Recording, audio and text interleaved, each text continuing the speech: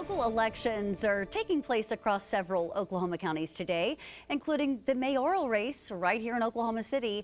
However, voter registration has been on the decline for both Democrats and Republicans. Fox 25's Emma McAndrew is live with us here in the studio. Emma, do we know what is behind this decrease?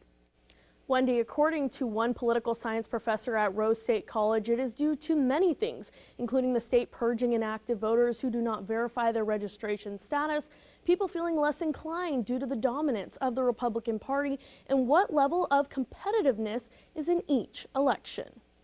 According to voter registration stats from the Oklahoma State Election Board, key swing counties are changing rapidly. This includes Cleveland, Tulsa, Oklahoma, and Canadian counties. There is a definite difference in political perspectives between those who live in rural areas and those who live in more urban areas. That division probably will be enhanced as we see the urban areas and suburban areas, so the greater Oklahoma City, greater Tulsa areas, as those continue to attract population, with more rural areas continuing to lose some population. When we compared current registration statistics by county from January 2025 to January 2026, both Republicans and Democrats were seen to have shrinking numbers in some of the largest counties. The only group to see an increase in registered voters, independents. Voters who are dissatisfied with the Republican majority in the state right now don't want to register Republican, but there has been a kind of collapse in the Democratic Party, especially when you look at voter registration.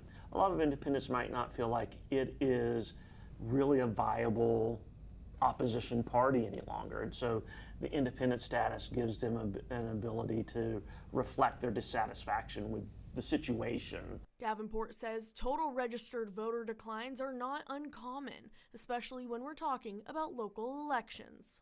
We talk about voter turnout in presidential elections being somewhere around 50 or 60%. In statewide elections, about the same, a little bit lower. But you get into municipal elections and you're talking sometimes single-digit turnout.